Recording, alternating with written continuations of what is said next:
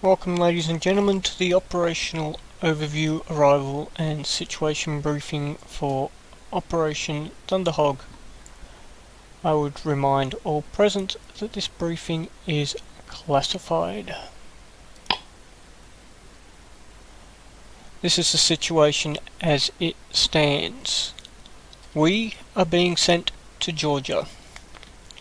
Over the last several months, a well-armed insurgent group calling itself the Georgian People's Liberation Army, or the GPLA, has been operating along the Georgian Apagazi border, primarily in and around the city of Zagdidi. They have been conducting a number of raids in force, and while Russia officially denies any ties to the GPLA, the insurgents' forces are extremely well equipped and have been increasingly active over the past several weeks. The Georgian government, fearing a rehash of the events that happened in 2008 in South Ossetia, which sparked the Russian-Georgian war that cost them the Apagazi region, have sent in their 21st, 22nd and 23rd Infantry Groups to try and put down the GPLA and also maintain a strong presence along the border. On August 12th, they requested limited US and NATO aid, as well as lodging protest in the UN, claiming that they believe Russia is involved in arming the GPLA. Tomorrow, on August 27th, forces from here, the 190th Fighter Squadron, along with support units from the 150th, 964th and 12th, will deploy along with US Army Rangers to Georgia to support the local government against the insurgency. Our theatre of operations is Georgia, which is, for those of you who do not know, to the north of Turkey and to the south of Russia. It sits on the eastern edge of the Black Sea.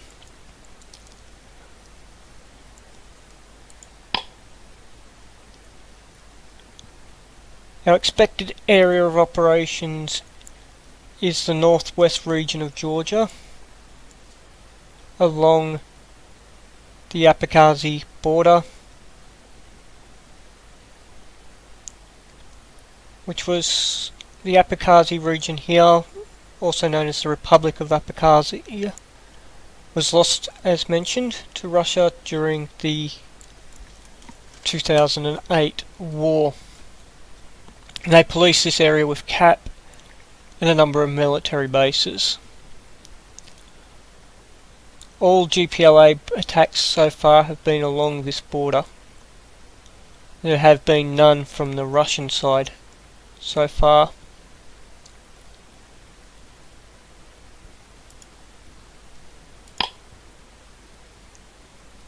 Our current Motherhood and Intelligence: 8 A-10C Warthogs from the 190th Fighter Squadron, 124th Fighter Wing, Garland Boise, Idaho, are being tasked to arrive in and help defeat GPLA forces in violation of Georgian sovereignty. F-15Cs will act as escorts for all US assets in the region, 16 of which will deploy along with 2 KC-135s and 1 AWAC aircraft in support of the mission. 2 C-17s will bring in supplies and ground personnel. Russian forces currently have not crossed the border. For the duration of this mission and operation, all 190th Fighter Squadron HOGs will be assigned the call sign HOG.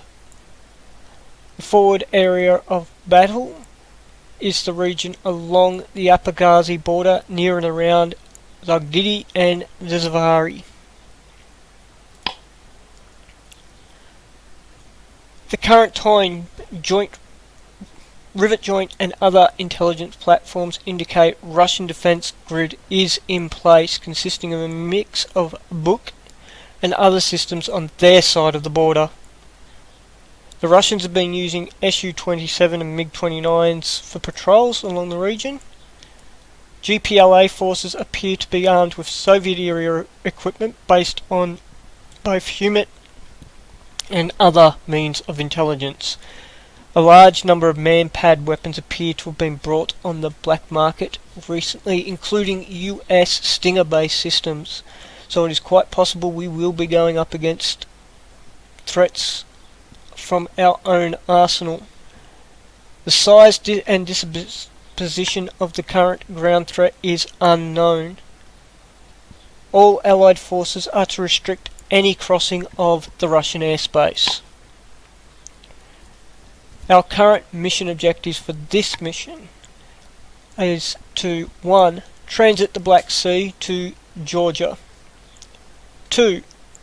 Hog 1 will recover at Koboleti Air Force Base. For this mission, Hog 1 and 2 are 4-ship flights and will enter Georgian airspace from the west. This is a mistake. Forward flights will provide escort and caps. Magic and Texaco will fly with Hog 1 and 2 and recover at Kotasi. Chevy 1 and 2 are C-17s bringing in personnel and spares. Our current rules of engagement for this shorty are simple. Do not cross the Fibar. Do not engage Russian forces unless fired upon. Our flight plan is as follows. By the time we will take off and fly in formation across the Black Sea. We will refuel as required, entering Georgian airspace, transiting down and landing at Koboleti. Current frequencies that we will need for this shorty are Magic and Texaco operating on UHF 251. Texaco will be operating TACAN on 10 X-ray.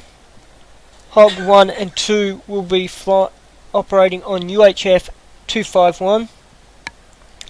Forward flight will be on 124.00 on the AM radio. Koboleti Tower and approach is on 133.00. Their TACAN is 67 X-ray.